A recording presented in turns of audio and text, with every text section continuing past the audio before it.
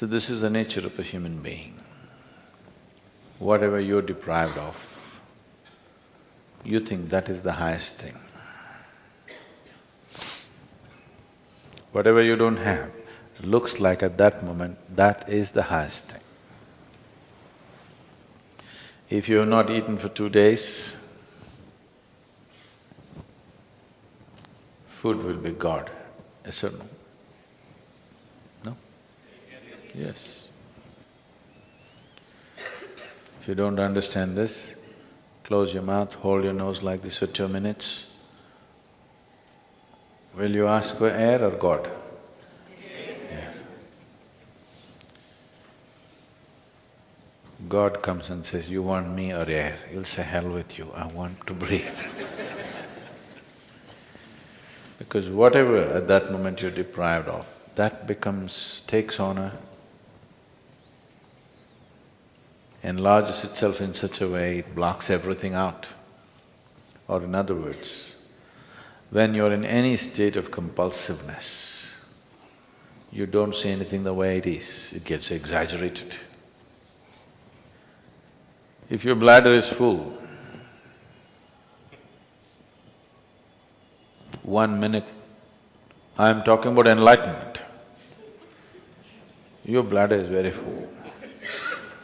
Are you interested?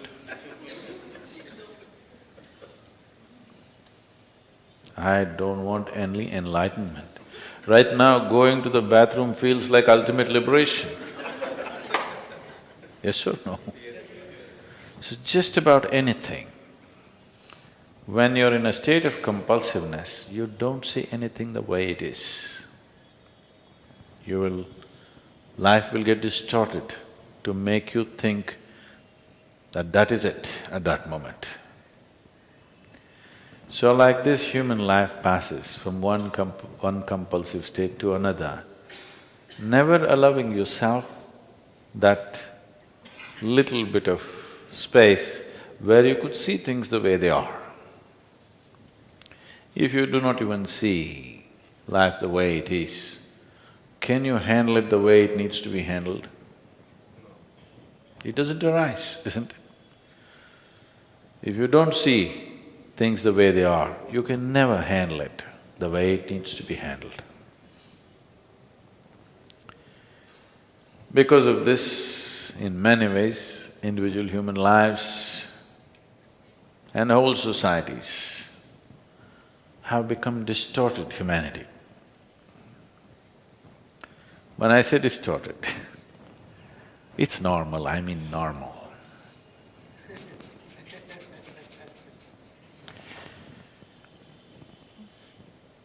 I was talking to a 14, 15-year-old kids in a school. And I couldn't believe that I was talking to about 11, 12 of them, young boys and girls. When something came up and I was just asking them what are they going to do next because they were in their 10th standard or something. They're only talking about finding a job and earning a living. I couldn't believe this because my whole life I never thought of earning a living. My dear father used to break his head. This boy has no fear in his heart, what will happen to him, what will happen to him? I said, not having fear is a problem? I thought fear is a problem. I never thought not having fear is a problem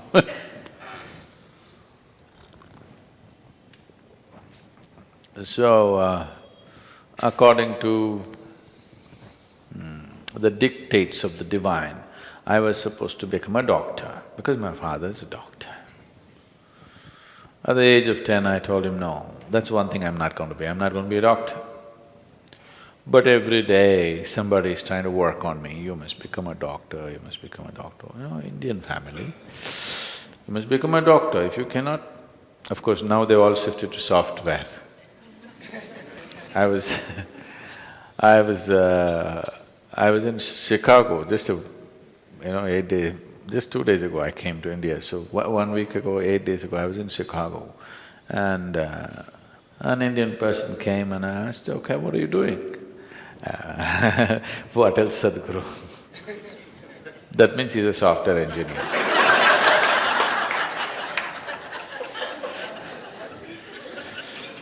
There was a time if you said what else, you were a doctor. Now if you say what else, it means you're a software engineer.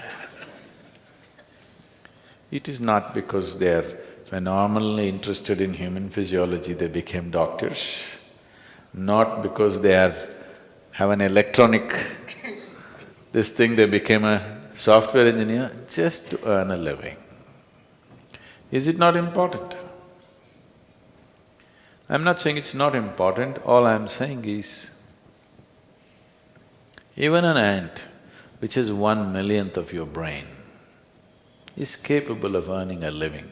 What's your problem with such a big brain? Why I'm saying this is, this idea, this horribly limiting idea has been imposed into our youth that you must earn a living and that's the biggest thing. With this big brain, earning a living is actually a problem on this planet. I know everybody's been conditioned to believe that. It is not so, I'm telling you. It is not so. Earning a living is a petty thing for human consciousness, but unfortunately, whole humanity is investing all its energies and intelligence in just earning a living. If this one thing does not change in the world, that… I'm not saying one should not, all I'm saying is, it need not occupy the entirety of human consciousness to earn a living.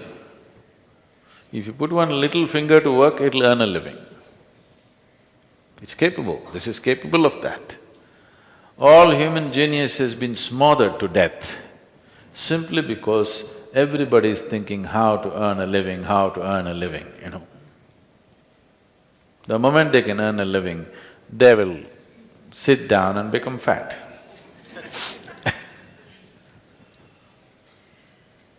You must be saying, what can I do with this life, isn't it? Yes? You must be saying, what is the greatest thing I can do with this life?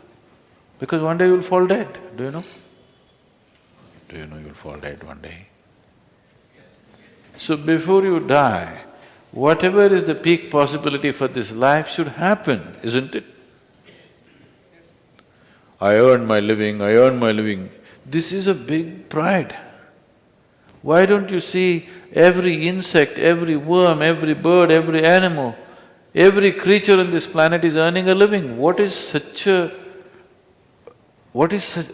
there to be so proud of about I earn my own living?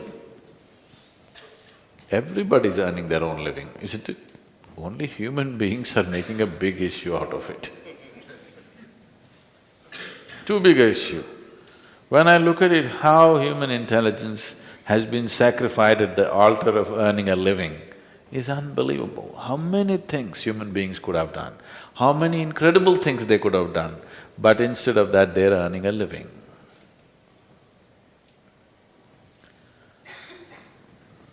So it's very, very important. I'm just thinking we should start a wave, particularly in schools and colleges, that earning a living is a damn little thing. It is not the prime of your life. With one little finger you can earn a living. With this big brain, when an ant can earn its living, this big brain, should it struggle to earn a living? That has become a problem because you want to be like somebody else, isn't it? You want to be like somebody else, that enslaves you. And once you are into this chakra, nothing else is possible, it just keeps you going and going and going endlessly. Now this possibility of This simple thing called yoga is not about twisting your body, it's not about getting fit, it's not about getting healthy. All these things nature will do for you, if only if you live in tune with it. This is about understanding the geometry of the cosmos through the geometry of your own system. I'm calling this a geometry because cosmos is a geometry, isn't it? Planet Earth is going around the sun. What is it? A diesel powered?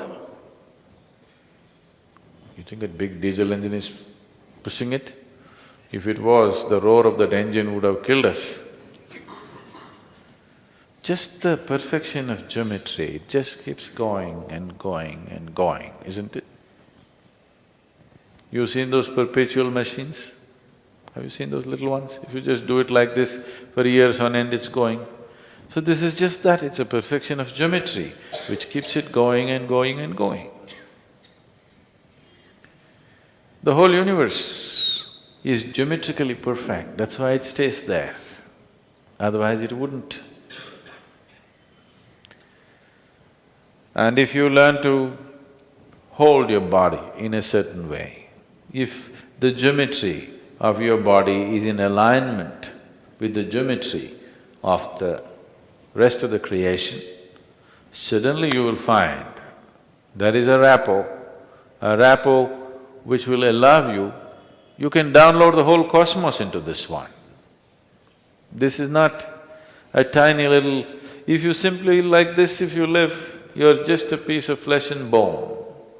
If you just get it right, suddenly this is something else. Probably these days, you don't have this experience anymore because you got all Tata Sky, dish net and all that stuff. But if suppose you had a television in your home in 80s when first the Doordarshan came, you are watching your favorite cricket match, suddenly your television goes boop, boop, boop. Then you climb up the terrace and there is one aluminum contraption. If you do like this, nothing will come. If you do like this, nothing will come. You just get it to the right place. The world pours into your sitting room. This is just like that. If you learn to just hold it right, the whole cosmos will pour into you. So, this is engineering yourself. It does not mean engineering yourself to breathe little better, to be little more healthy, no. This is about realizing the full potential of what it means to be human.